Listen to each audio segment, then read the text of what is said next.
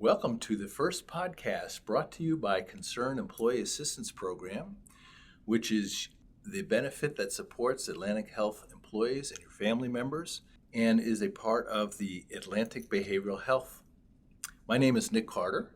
I am the coordinator of the Concern Program and a licensed clinical social worker. And here today I'm with Sharon Kelly, also licensed clinical social worker with Concern. So we're really here to do our very first podcast celebrating mental health. And we have a lot of exciting things that are going to be available to the Atlantic Health employees throughout the system. So there'll be a link for this, and keep an eye out for our tables that we'll be having lemonade and games and giveaways and lots of good information about how you can celebrate your mental health. So critical to our well-being at work, isn't it? It really is, Nick, honestly. Yeah. And there's a lot of different ways that we can take care of our mental health. And I think that's kind of what we're here to talk about, right? Yeah. And, before we begin and talk about that, I did want to point out that one of the trends that I have seen with the people that use the Employee Assistance Program in the last 5 years has been an increase in anxiety. Mm-hmm. And I think it's because we're trying to balance quite a few things in our lives. Absolutely. Yeah. And along with anxiety that hangs around too much, we kind of end up feeling a little depressed. Yeah. And overwhelmed and depleted. I think those are the three things that really pop up: anxiety, feeling depressed, and overwhelmed. So how can we help people? Right? What can we do? We have come up with some simple things, and just like in the summertime, if you go out of the ice cream shop, you might decide to order a small, medium, or large size. We are going to think in terms of small, medium, and large ways that you can disconnect and take care of your mental health and come away feeling refreshed. And disconnect. Disconnect from what? What do you mean? What's a small disconnect? Well, let's think about what are some small ways that we can disconnect. And I think in many ways, the small ways are actually the most important, don't you? Because they're daily and easy to do? Exactly. Okay. We can do them almost anytime and anywhere. So let's think about what would be a small way that you could disconnect every day. In fact, I tell this to people that I meet with in the EAP. Don't give up your little breaks. Get up out of your chair. Get out into the fresh air if you possibly can. Not everybody can do that all the time, but if possible, make sure you walk around outside. And if you do that, use all your senses. Right? I see. Just find your surroundings, think about your surroundings, reflect a little bit. Right. Boy, isn't it so true that we get caught up in our daily routine when, good patient care, constantly focused on the task at hand and forget to just even take a break, to take a moment away from our desk Right. or from the bedside or whatever it might be.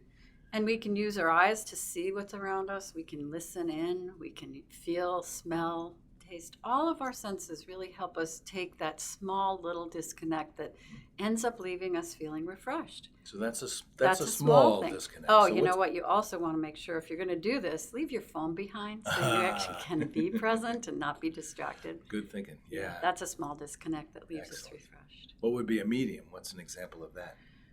Well, one of the things that can happen when we're on the go all the time is that we lose contact with the people who are most important to us, right? Our friends, sometimes even our family, right? We're on the go. I was just talking to somebody this morning and she's like, I haven't actually really sat and talked to my husband in about a month, which is hard to believe, but it actually happens. So making the conscious decision to reconnect with the people who are most important, whether it's by phone, maybe making a lunch date, something that helps you feel like you're, plugging in with those people that matter most to you. So a medium would be more planned and a little bit more substantial than just a quick disconnect. Also, I think taking the time to maybe do some journaling, right? Write down what's been happening. So we're kind of a little bit beyond the midway point of the year. It can really help to reflect on, what have I done so far this year? Absolutely. How am I feeling? How do I feel like I'm doing with regard to the year, to my life, to my family, to my career? Did you make any New Year's resolutions back there in January? I did not share, Okay, but I know some people many do. people did.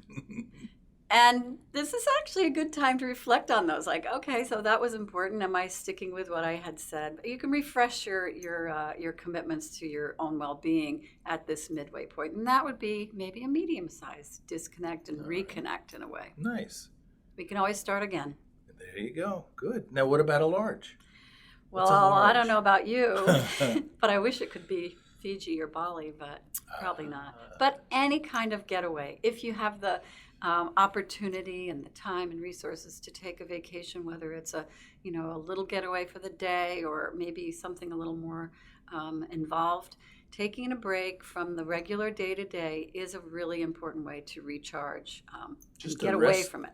Yeah, just to rest the brain from having to think about tasks and patient care or whatever it might be. Yeah. Right. Okay. So, maybe you can go visit family, friends. Maybe you can get to the beach or, I like just getting by any body of water and just sort of being by the water or out in the mountains. So soothing. Mm-hmm. Yep. Things that just are a little bit different from your everyday today.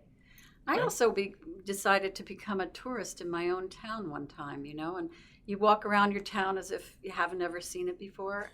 And that's refreshing, and it can be a lot of fun. It doesn't cost anything either. You become a tour guide of your own town. Yeah, that's right.